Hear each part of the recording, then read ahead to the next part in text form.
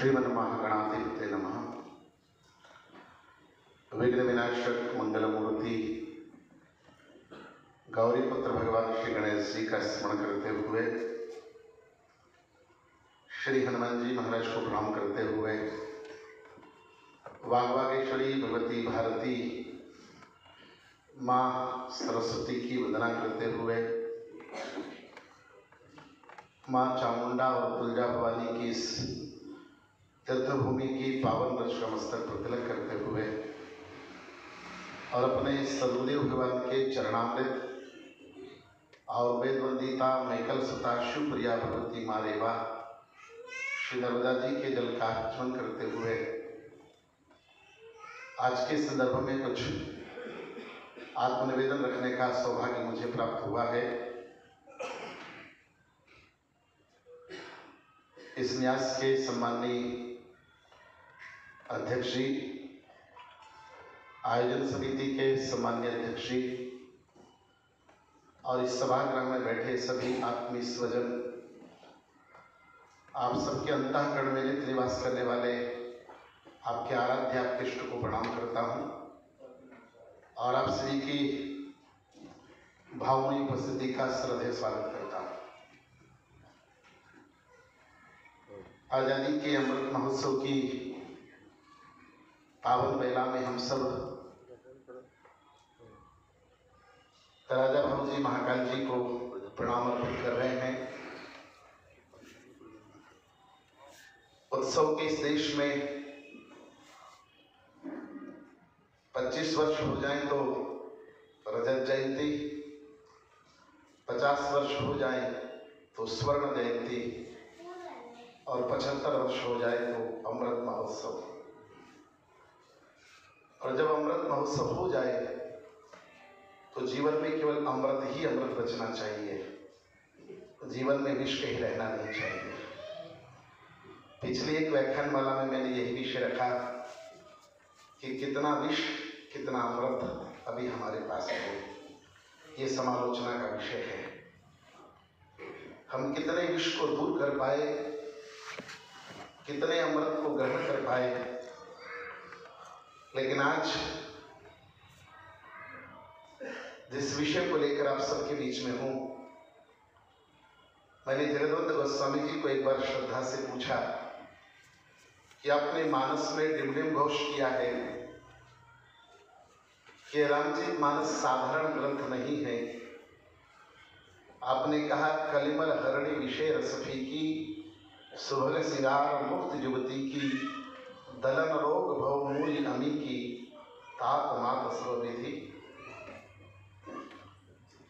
आपने कहा दलन रोग इस सारे रोगों को दलकर मिटा देती है, पीस कर फेंक देती है। तो मैंने कहा बाबा मुझे भी बता दो कि मानस कैसे जीवन के रोगों को मिटा देती है। बाबा ने कहा गोस्वामी जी ने कि तेरी समस्या बता। मैंने कहा नहीं, एक समस्या हो तो बताओ ना।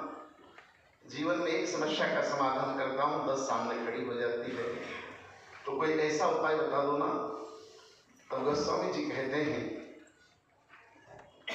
मानस में एक औषधि ऐसी है जो लाखों दर्द की एक दवा है।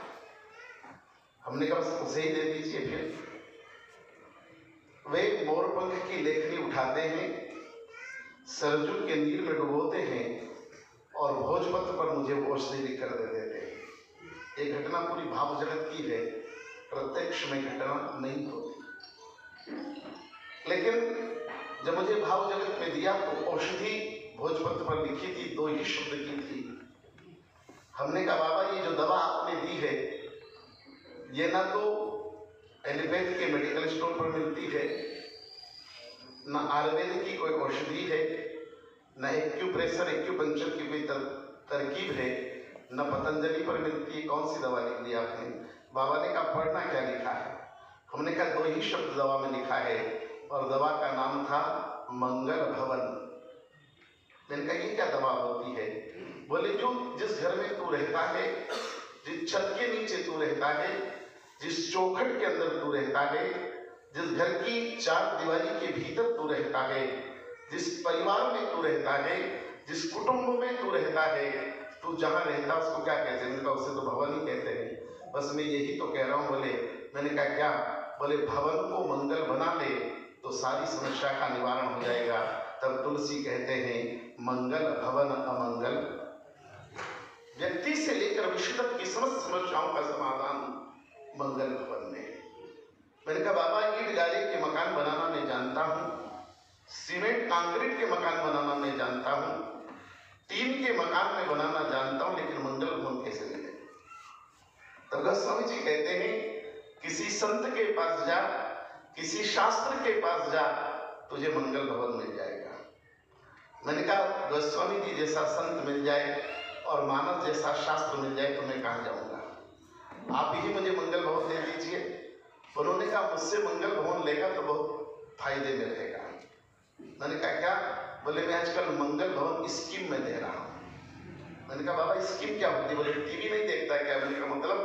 बोले एक के साथ एक फ्री। मैंने कहा आपसे मंगल भवन लूं मानस से तो क्या फ्री में मिलेगा? बोले किसी और से मकान तू ले तो क्या फ्री में मिलता है? मैंने कहा मेरे गांव में आजकल लोग सड़क पर जाकर रहने लगे तो 20 गांव के मकान खाली हो गए। वो लोग कहते हैं ये हमारा मकान ले लो तो जो ट्यूबवेल लगी है वो फ्री में दे देंगे। कोई कहेगा इलेक्ट्रिसिटी कनेक्शन फ्री में मिल जाएगा। कोई कहता है ये पुराना फर्नीचर तुम ही रख लेना, हमारा मकान लो तो मैंने कहा बाबा कोई फर्नीचर, कोई आगे पीछे की 10-5 फीट भूमि फ्री में देता है, कोई इलेक्ट्रिसिटी कनेक्शन फ्री में देता है, कोई और फ्री में देता, आप क्या दोगे? तब गोस्वामी जी कहते हैं तेरी जिंदगी सुधर जाएगी। जो मुझसे मंगल भवन लेगा तो वो फ्री में मिलेगा। मैंने कहा क्या फ्री में मिलेगा? बोले आज तक की किसी हाउसिंग बोर्ड ने, किसी ने, मकान बेचने वाले ने मकान के साथ सामान तो दिया होगा लेकिन उसमें साथ रहने वाला दिया है क्या? मैंने कहा नहीं। बोले मैं वही देता हूँ। मैंने कहा क्या देंगे आप? तब कहते हैं मंगल भवन अमंगल हारी द्रवम सो दशरथ अजर बिहारी। जो महाराज दशरथ के आंगन में खेलता है वो परमात्मा तुझे फ्री में मिल जाएगा अगर अपना घर मंगल भवन बना। परमात्मा की प्राप्ति का एक ही उपाय है द्रवम सो दशरथ। यह पूरी बाबा की केमिस्ट्री है। वो द्रवित होकर, वो लिक्विड होकर नीचे उतर देगा। केवल आवश्यकता है मकान को भवन बनाने की और भवन को भी मंगल भवन बनाने की। जिस दिन हमारा घर मंगल भवन बन जाएगा उन दिन परमात्मा घर में स्वतः आ जाएगा। भगवान शबरी के घर जब पहुंचे तो शबरी मैया ने द्वार पर खड़ी हो गई, दरवाजा रोक दिया, अंदर नहीं जा सकते। भगवान ने कहा क्यों? बोले मैं अधम ते अधम, अति नीच नारी हूं, मेरे घर में मत आओ परमात्मा, अंदर आना ठीक नहीं है। भगवान ने कहा क्यों? बोले मेरे घर में अंदर आओगे तो पता नहीं कितनी उंगलियां उठेगी आप पर। लोग कहेंगे राम शबरी के घर में चले गए। लक्ष्मण जी कहने लगे इतनी देर से आप कह रहे थे शबरी के घर चलना है, शबरी के घर चलना है, और शबरी मैया घर में ही नहीं आने दे रही है। भगवान ने कहा क्यों नहीं आने देती? बोले नहीं नहीं, मेरे गुरु तो मतंग ऋषि थे, और राघव जानते हो मतंग का अर्थ होता हाथी।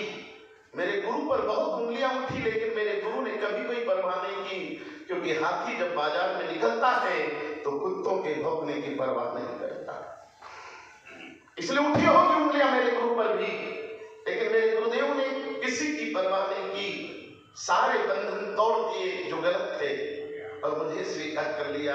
लेकिन पता नहीं आप ये हौसला दिखा पाएंगे कि ना दिखा पाएंगे। और प्रभु अगर आप अंदर आ गए तो एक और शब्द टूट जाएगी। बोले क्या? बोले आपके पिताजी ने आपको वनवास दिया है, गृहवास नहीं दिया है, और मेरे घर में आए तो गृहवास कर जाओगे तो शर्त टूट जाएगी। मेरे राघव मां शबरी का दाहिना हाथ पकड़ते हैं और हटा देते हैं और अंदर घुस जाते हैं। शबरी मैया ने कहा राघव ये क्या करते हो? भगवान ने कहा मैंने सदा सदा से एक प्रतिज्ञा की है कि हर बंधन को तोड़कर उस घर में घुस जाता हूं जो घर मंगल भवन होता है। और तुलसी लिख देते हैं शबरी देख राम गृह आए, शबरी देखती रह गई और भगवान राम अंदर चले गए। मंगल भवन हो तो शबरी के घर भी आ जाते हैं, और घर मंगल मगन ना हो तो सोने की लंका में भी रामचरण नहीं रखते। सोने की लंका में राम नहीं गए, शबरी की कुटिया में राम चले गए, क्योंकि राम के आने की एक ही जगह है, मंगल भवन। अगर आप और हम सब चाहते हैं कि राम हमारे जीवन में आए तो एक ही शर्त है कि परमात्मा को अपने घर में आने लायक बनाना हो तो अपने घर को मंगल भवन बनाना, जो विश्व से लेकर व्यक्ति तक और व्यक्ति से लेकर विश्व तक की समस्याओं का समाधान है। लेकिन मंगल भवन की जो मूलभूत आवश्यकता है वो आवश्यकता क्या है? मंगल भवन भारत का आरंभ कहां से होता है? तब इस सृष्टि के बिल्कुल आरंभ से बात आरंभ करता हूं। जब से सृष्टि बनी उस सृष्टि के आरंभ से बिल्कुल बात आरंभ करता हूं, लेकिन आप सबको पहले स्मरण करा दूं, एक बात पर विचार करना कि जब स्वामी विवेकानंद शिकागो की धर्मसभा में बोल रहे थे तो कई मिनटों तक जो तालियां बजती रही वो ताली किस शब्द पर बजी थी? क्या वो ओम पर बजी थी? क्या वो राम शब्द पर बजी थी? क्या वो श्री कृष्ण शब्द पर बजी थी? क्या वो वंदे राम मंत्रम शब्द पर बजी थी? तब मैं आरंभ करता हूं बात बिल्कुल सृष्टि के आरंभ से। महाराज मनु सृष्टि के आदि पुरुष हैं, और वो सृष्टि के आदि पुरुष जब सपत्नीक रूप से तपस्या करने जाते हैं गोमती नदी के किनारे, और भगवान राम प्रकट हो जाते हैं। भगवान राम ने कहा, महाराज मनु मांगो, क्या मांगना चाहते हो? तो महाराज मनु ने जो मांगा है बस वही से बात आरंभ होती है भारतीय संस्कृति की। महाराज मनु ने कहा, मैं जानता हूं नाथ आप जगतपति है, जगदीश्वर है, जगन्नाथ है, विश्वपति है, विश्वनाथ है, विश्वम्भर है, विश्वाधार है, लेकिन आज भूल कर आपसे एक वरदान मांगता हूं। बोले क्या? बोले चवम तुम्हें समान सुख। परमात्मा आपको मैं बेटा बनाना चाहता हूं। भगवान राम मुस्कुराए, मैं जगत पिता, मैं जगदीश्वर। बोले होंगे आप जगत पिता, होंगे आप जगदीश्वर, होंगे आप जगन्नाथ, लेकिन मैं आपको रिश्ते में बांधना चाहता हूं। अगर बन सके आप मेरे संबंधों में तो नाथ मेरे संबंध में बच जाइए। मैं आपका पिता बनना चाहता हूं, क्या आप मेरे पुत्र बनने को तैयार हैं? भगवान राम ने कहा तथास्तु। जगत पिता को भी संबंध में बांध लिया। इतना नहीं तो महाराज हिमाचल ने जगदम्बा को रिश्ते में बांध लिया। कहा तू है जगत माता, है तू जगजननी, तू है आदिशक्ति, तू है तुलजा, तू है भवानी, तू है चामुंडा, तू है अष्टादश भुजा, लेकिन है भगवती, बन सके मुझ पर कृपा करे तो मेरी बेटी बन जा। और वो जगत माता महाराज हिमाचल की बेटी। ये देश है संबंधों का देश, जो जगत पिता को भी पुत्र बना लेता है, और ये देश है जो जगत माता को भी बेटी बना लेता है। लेकिन बात यही नहीं रुकती। मेवाड़ की धरती की एक बेटी ने और करिश्मा कर दिया, एक चमत्कार उसने भी कर दिया कि अगर भारतवर्ष की हर स्त्री ये कहती है कि मेरा पति परमेश्वर है तो मैं समीकरण को और आगे ले जाऊंगी। पति ही परमेश्वर नहीं होता, मैं परमेश्वर को भी पति बनाकर दिखा दूंगी। और मीराबाई ने कह दिया, जाके सिर मोर मुकुट मेरो पति, मैंने तो गिरधर गोपाल दूसरो नाम।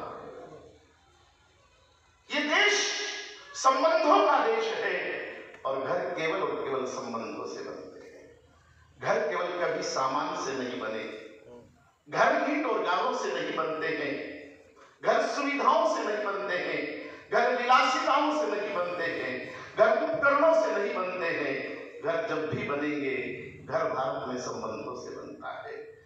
और हमने घर वहीं से आरंभ किया जहां से परमात्मा को पुत्र बनाया और भगवती को बेटी बनाया। जब मैं आप सबसे पूछूं, आप सब बहुत अनुभवी लोग हैं, मुझे इतना बता दीजिए कि व्यवहारिक जगत में कोई आपको काम कराना हो तो काम करने के दो ही तरीके हैं। या तो बाई चेक या तो बाई जेब। सरल कौन सा है? जेब। संबंध भक्ति जगत में दोनों ढंग से काम हुए, लेकिन जिनके पास जेब थे वे बड़े बड़े चेक वाले के चेक बाउंस हो गए। ये तो अच्छा था कि उसमें 6 महीने की सजा नहीं थी। बड़े बड़े चेक बाउंस हुए। मैं नहीं कहता मेरे बाबा गोस्वामी जी ने चेक बाउंस किए हैं। जन्म जन्म मुनि जतन कराही अंतराम कयावत। जन्म जन्म मुनि जतन, आगे लिखा है शेष गणेश महेश सुरेश जागी, ये कोई पार नहीं पाया। ये बड़ी बड़ी साधना के चेक बाउंस हो गए और जिसके पास संबंध था, जेब था, उसके बारे में लिखना पड़ा। ताही अहिर की छोकरिया छछिया पर छछ पे। ये रिश्ता है, ये संबंध है।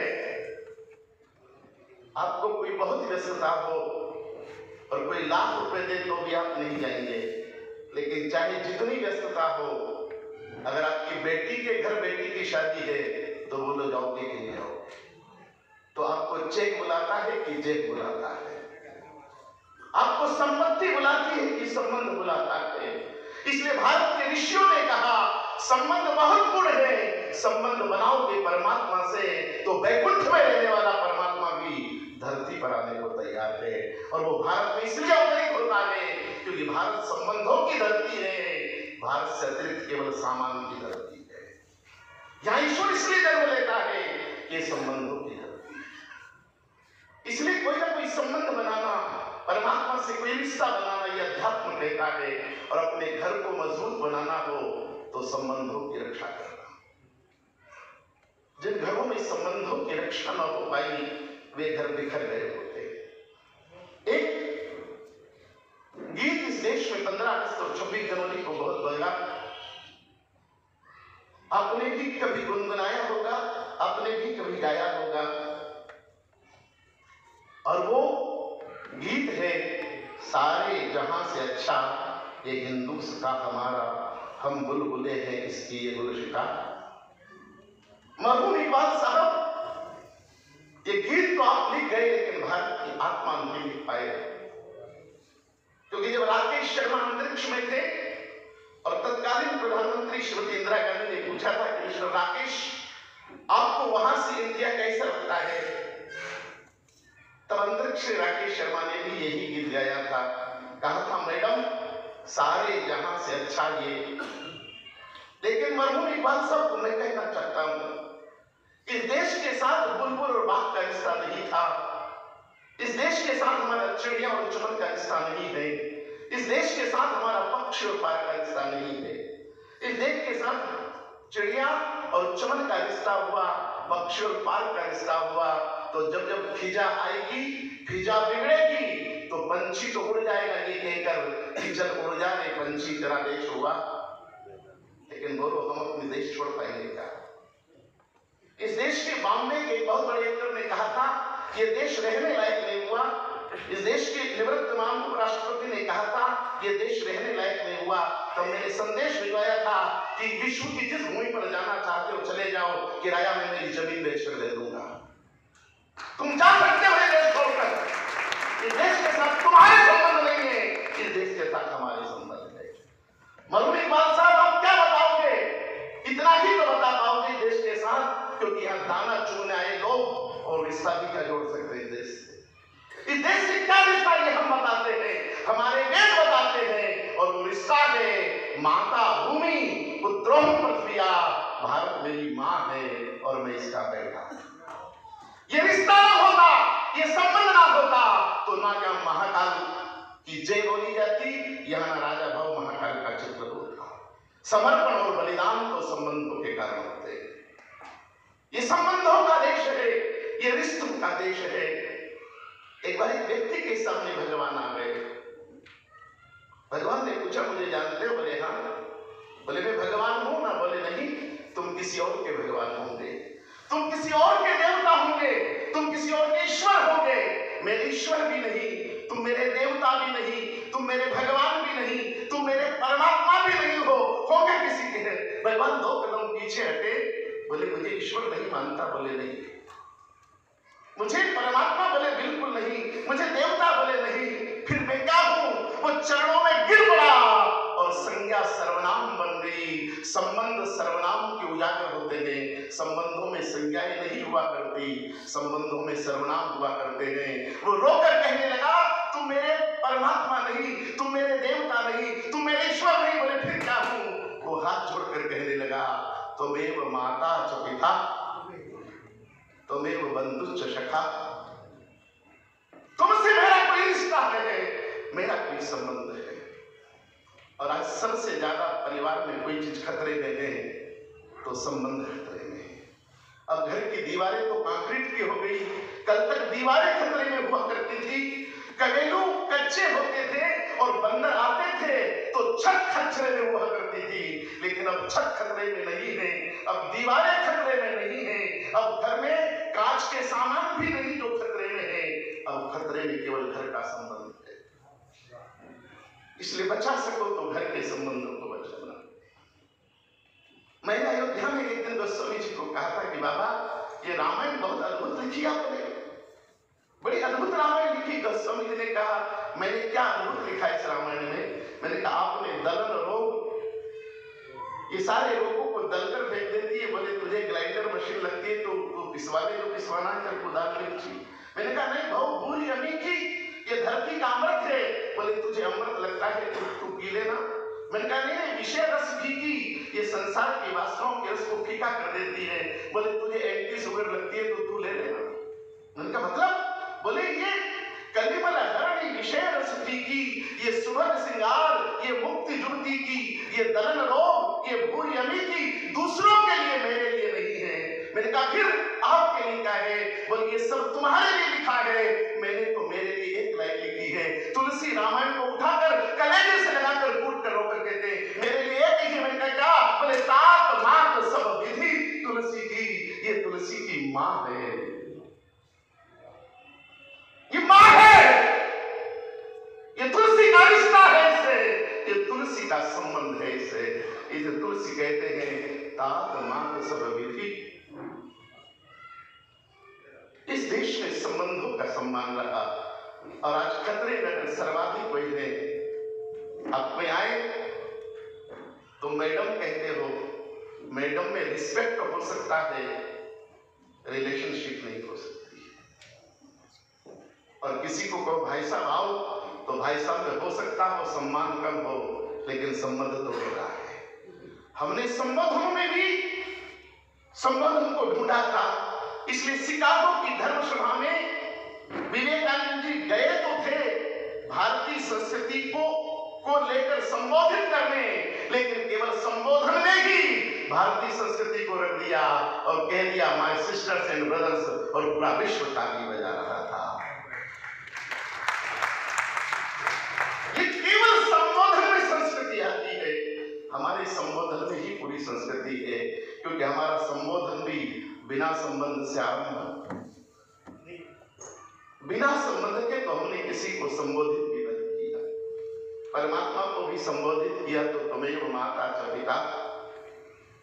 और इसलिए मेरे भाई बहन, बचा सको तो अपने घर में संबंधों को बचाना।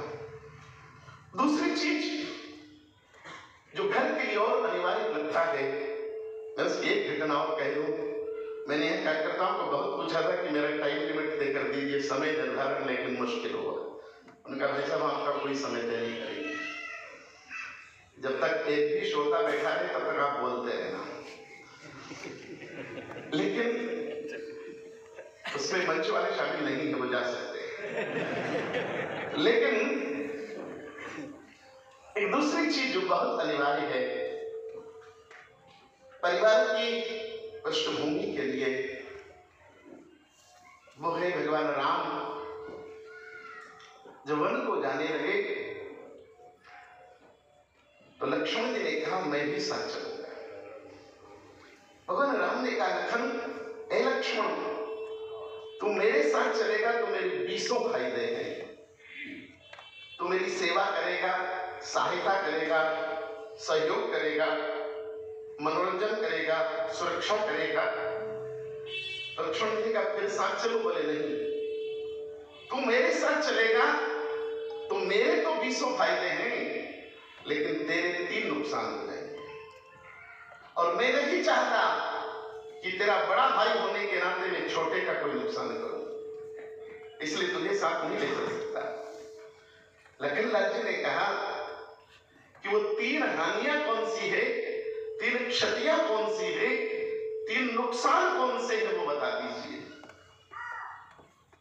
वो अगर बर्दाश्त कर सका तो मैं बर्दाश्त करके भी आपके साथ चलूंगा। भगवान राम कहते हैं, लखन अगर मेरे साथ गया तो सबसे पहला नुकसान तेरा हो जाएगा कीर्ति, तेरी कीर्ति चली जाएगी। लक्ष्मण जी ने कहा, बड़े भाई की सेवा करने से कीर्ति मिलेगी कि चली जाएगी? बोले नहीं, तू दुनिया को नहीं जानता।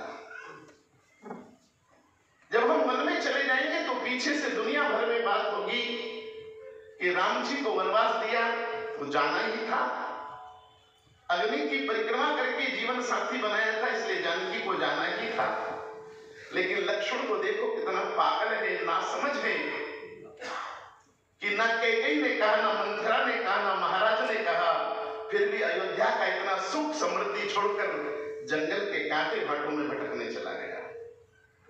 इसलिए तू मेरे साथ चलेगा तो लोग तुझे समझदार नहीं कहेंगे। लक्ष्मण ने कहा, एक सवाल पूछूं? बोले पूछो। बोले बचपन से आज तक जब हम बाल भोग लेते थे, सुबह जब नाश्ता करते थे, अल्पाहार लेते थे, तो आपको क्या मिलता था? भगवान ने कहा, कभी काजू, कभी किशमिश, कभी खारक, कभी बादाम, कभी मेवा, कभी मिष्ठान। बोले ये मिला आपको? बोले हाँ, हम राजपुत्र हैं, हमको ना मिलेगा तो किसे मिलेगा? बोले मुझे क्या मिला? बोले तुझे भी वही मिला जो मुझे मिला। चारों भाई कलेवा साथ में तो करते थे। बोले एक बात और बता दो, आज तक जिस पलंग पर आप सोए वो पलंग कैसी थी? बोले चांदी की पलंग थी और मखमल के बिस्तर थे। लक्ष्मण जी ने कहा, मेरी पलंग कैसी थी? बोले तेरी भी वैसी ही दैविक में मिली थी, जनक जी ने एक जैसी दी थी, तेरी भी चांदी की पलंग और मखमल के बिस्तर। तो लक्ष्मण ने हाथ जोड़कर कहा, तो एक बात बता दीजिए कि जब खारक बादाम खाने के दिन थे, मेवा और मिष्ठान खाने के दिन थे, जब काजू और बादाम खाने के दिन थे, तब तो भाई ने भाई का साथ दिया। और जब जंगल के जामुन और बेर खाने के दिन आ गए तो क्या भाई भाई का साथ छोड़ देगा? जब चांदी की पलंग और मखमल के बिस्तर पर साथ सोए थे तो क्या घास फूस पर धोने के दिन आ गए तो क्या भाई भाई का साथ छोड़ देगा? अगर सुख में साथ रहे हैं तो दुख में भी साथ रहेंगे, और दुख में, कष्ट में, पीड़ा में, तकलीफ में, आपदा में, विपत्ति में भाई का साथ देने वाले भाई को ये दुनिया पागल कहती है।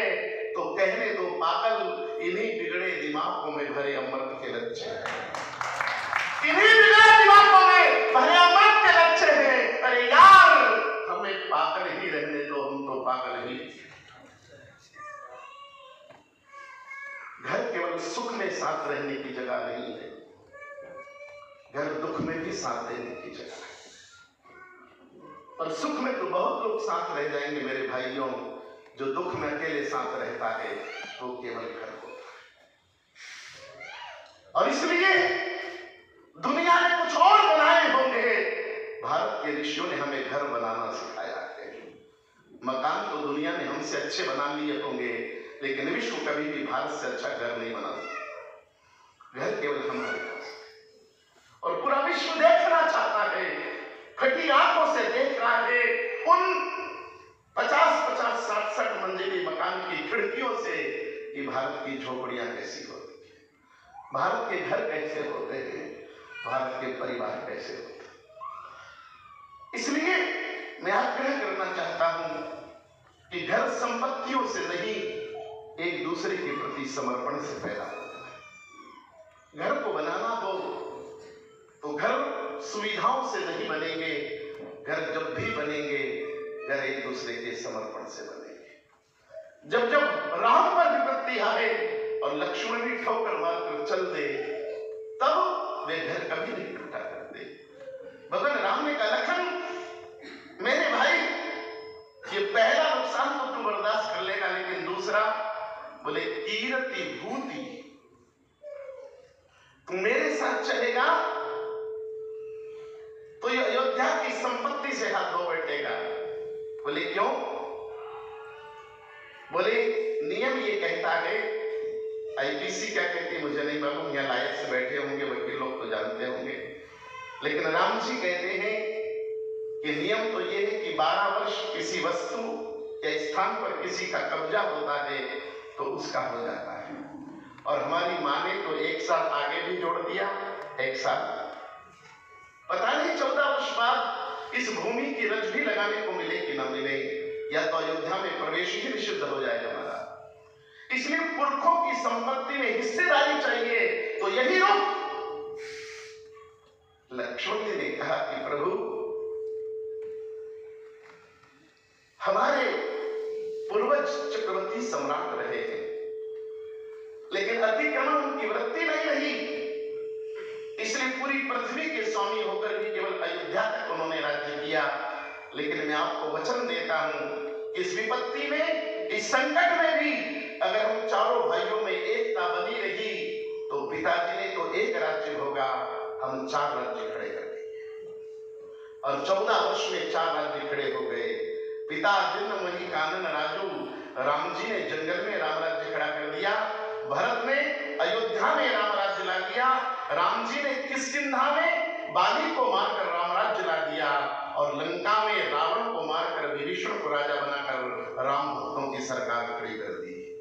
कौन कहता है कि विपत्ति में भाई भाई का साथ दे तो समृद्धि चली जाती है, परिवार के साथ निभाए जाए तो विपत्ति में भी समृद्धि आ जाया करती है। वाल्मीकि रामायण में तो 10 गुना लिखा है, इसकी चर्चा नहीं करूंगा। लेकिन विपत्ति में भी जब परिवार संगठित रहता है तो परिवार की समृद्धि बढ़ने से कोई रोक नहीं सकता। 14 वर्ष के कालखंड में 4 राज्य खड़े कर दिए। भगवान राम ने कहा लक्ष्मण ये भी मान लिया, लेकिन तीसरा नुकसान इतना बड़ा होगा कि तू तो क्या कभी कभी ऋषि मुनि और यति सतीवियों से नहीं उठा पाते। लक्ष्मण जी ने कहा वो भी बता दीजिए, अब वो भी बता दीजिए। अगर मेरे बर्दाश्त के भीतर हुआ, मेरी सहन शक्ति की सीमा के भीतर हुआ तो, नहीं तो मैं आपके साथ चल दूंगा।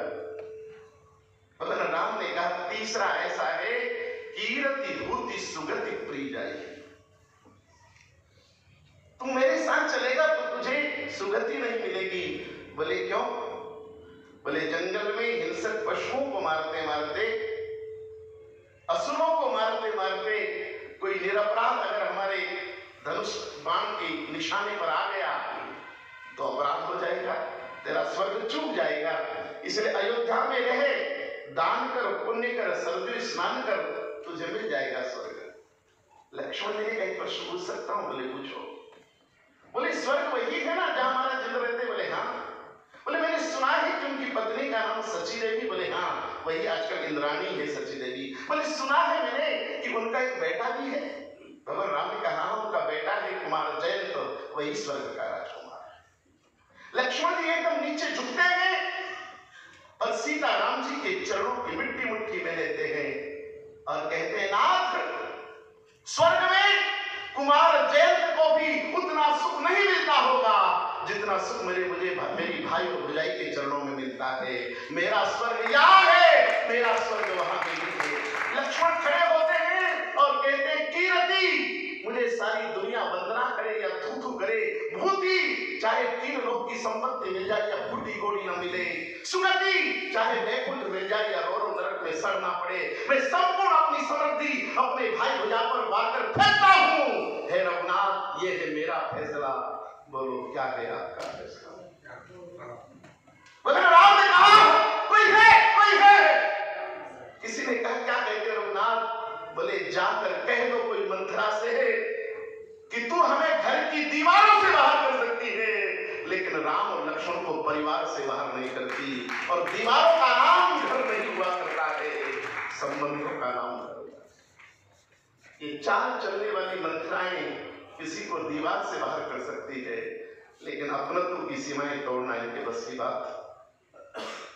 अपनापन नहीं तोड़ पाएगी दुनिया की कोई मंत्राएं हमारा, और यही हमारी पूंजी है। इसलिए तुलसी कहते हैं मंगल भवन अमंगल।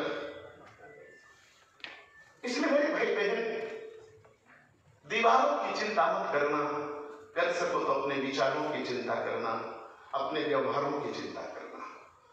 व्यवहार और विचारों से जो हमारे घर बने हैं, वे घर कल भी सुरक्षित थे, वे घर आज भी सुरक्षित हो सकेंगे अगर हम दीवारों में न उलझे, विचारों का साथ लेकर चले, तो भारत का परिवार सदैव सदैव विश्व का मार्गदर्शन करता रहेगा। एक बात और मैं घर के संदर्भ में आप सबसे बांटना चाहता हूं, और वो घर का जो भौतिक स्वरूप है उस पर तो मैं ज्यादा आज निवेदन नहीं करूंगा कि हिंदू घर कैसा होना चाहिए, लेकिन मैं केवल इतना कहना चाहता हूं कि जब हनुमान जी लंका में गए तो कौन सी चीज को देखकर प्रसन्न हुए? क्या रावण के बड़े बड़े महल देखे तो हनुमान जी प्रसन्न हुए? क्या जानकी जी का दर्शन हुआ तो हनुमान जी प्रसन्न हुए? क्या उन्होंने अक्षय कुमार को मार डाला तो प्रसन्न हुए? क्या जानकी जी ने उन्हें चूड़ामणि दे दी तो प्रसन्न हुए? बोले नहीं। हनुमान जी पूरी लंका में केवल एक जगह प्रसन्न हुए हैं, और वो प्रसन्नता कौन सी?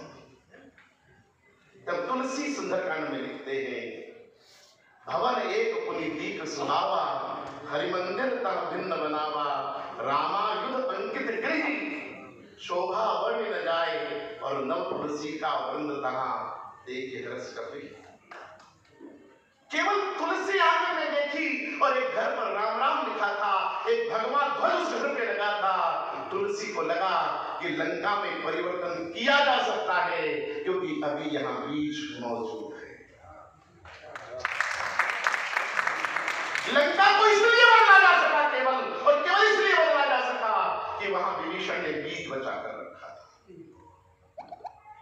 अगर वहां संस्कृति के बीज नहीं होते तो अंकुरण की संभावना, और इसलिए उस पतझड़ में भी, लंका के पतझड़ में भी तुलसी को बीज दिख रही है। अभी मैं विभीषण पर नहीं बोलूंगा, पूज्य गोपाल दास जी महाराज जी की सन्निधि में मुझे 9 दिन विभीषण पर बोलने का भाग्य मिला।